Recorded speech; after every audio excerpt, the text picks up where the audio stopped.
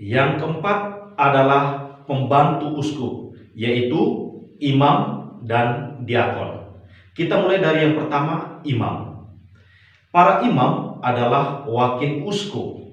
Itu berarti bahwa di setiap paroki tertentu di wilayahnya, seorang imam wajib menghadirkan uskup sendiri. Di sini, para imam dipanggil untuk melayani umat Allah sebagai pembantu yang arif bagi para uskup. Pertanyaannya kemudian, apa tugas konkret dari para imam? Sama seperti para uskup, para imam ditabiskan untuk mewartakan Injil, untuk menggembalakan umat beriman, dan untuk merayakan ibadat.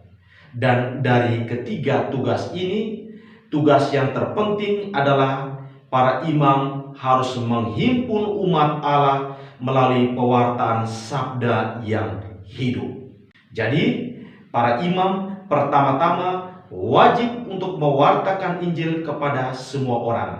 Setelah itu, baru mereka melaksanakan tugas liturgis, itu merayakan ibadat, sakramen, dan organisatoris atau penggembalaan. Lalu ada juga tugas imam sebagai pembina iman. Nah, sebagai pembina iman, seorang imam atau pastor mengusahakan supaya masing-masing umat beriman dibimbing oleh Roh Kudus, sehingga umat beriman semakin hari semakin menghayati panggilannya sendiri menurut Injil dan secara aktif mengamalkan cinta kasih.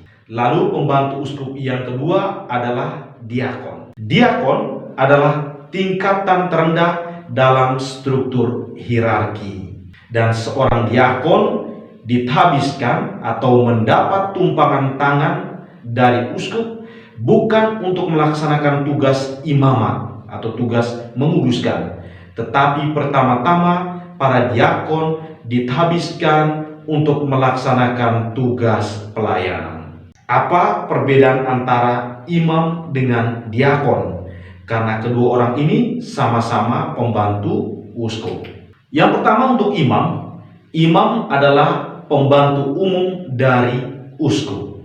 Sedangkan diakon adalah pembantu khusus uskup di bidang materi. Tugas diakon apa saja?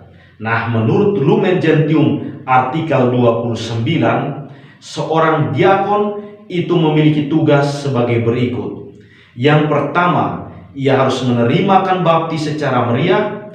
Yang kedua, ia menyimpan dan membagikan ekaristi. Yang ketiga, atas nama gereja menjadi saksi perkawinan dan memberkatinya. Yang keempat, ia mengantarkan komuni suci terakhir kepada orang yang mendekati ajalnya. Yang kelima, diakon juga membacakan kitab suci kepada orang beriman. Yang keenam, diakon juga bertugas untuk mengajar dan menasihati umat.